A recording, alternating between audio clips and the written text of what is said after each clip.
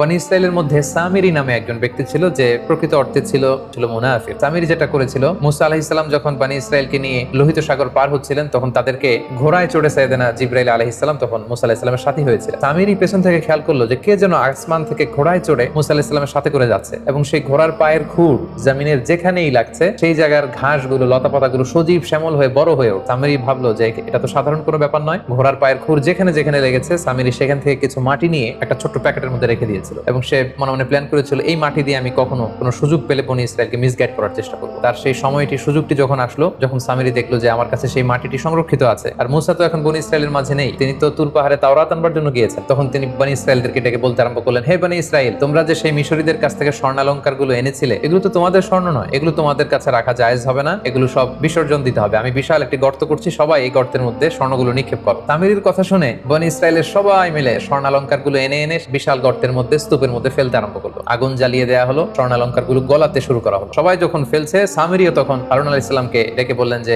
হে আল্লাহর নবী হারুন, আমার স্বর্ণগুলো আমি এখানে ফেলবো, কিন্তু শর্ত হচ্ছে আপনি একটু আল্লাহ তাআলার কাছে দোয়া করবেন যে আমার মনে যে ইচ্ছা আল্লাহ তাআলা যেন ইচ্ছাটা পূরণ করে। হারুন আলাইহিস সালাম ভেবেছিলেন নিশ্চয়ই তার মনে কোনো ভালো ইচ্ছাই আছে, তিনি সরল মনে আল্লাহর কাছে দোয়া করলেন যে আল্লাহ সামিরির ইচ্ছা আপনি পূর্ণ করুন। সামিরি তখন তার কাছে রাখা স্বর্ণালঙ্কারের সাথে ওই যে জিবরাইল আলাইহিস সালামের ঘোড়ার পায়ের খুর যেই মাটিতে লেগেছিল ওই মাটির বালি সে স্বর্ণের স্তূপের মধ্যে নিক্ষেপ করলো এবং নিক্ষেপ করার সাথে সাথে সামিরি মনে মনে বলেছিল যে পুরো স্বর্ণালঙ্কার থেকে একটা গরুর বাছুর যেন উৎপন্ন হয় এবং সে স্বর্ণালঙ্কার নিক্ষেপ করার সাথে সাথে সেখান থেকে পুরো স্বর্ণ থেকে একটা ছোট্ট বাছুরে রূপান্তরিত হলো এবং সেই বাছুরটি হাম্বা হাম্বা রব শুরু করে দিল। সবাই দেখে তো অবাক, স্বর্ণগুলোকে গলিয়ে ফেলা হয়েছিল, সেখান থেকে বাছুর আসলো কোত্থেকে, আর এই বাছুরের মুখ থেকে হাম্বা হাম্বা রব আসলো কোত্থেকে। সামিরি বললো এটাই তো আমার বড় সুযোগ। সামিরি সবাইকে মিসগাইড করার জন্য বললো, দেখো মুসা আলাইহিস সালাম 30 দিনের জন্য সময় নিয়ে গিয়েছিল তুর পাহাড় থেকে তাওরাত নিয়ে আসবে, আজকে 40 দিন হয়ে যাচ্ছে মুসা আসে না, সে তো আল্লাহকে হারিয়ে ফেলেছে, কারণ আল্লাহ তাআলা তো তুর পাহাড়ে নেই, আল্লাহ এখানে চলে আসছে। তখন সামিরি বলতে আরম্ভ করলো, এটাই তোমাদের রব, মুসা আলাইহিস সালাম তোমাদের রব আল্লাহকে খুঁজে পাচ্ছেন না, এখানেই আল্লাহ তাআলা চলে এসেছেন, তোমরা এটার পূজা করো। সামিরির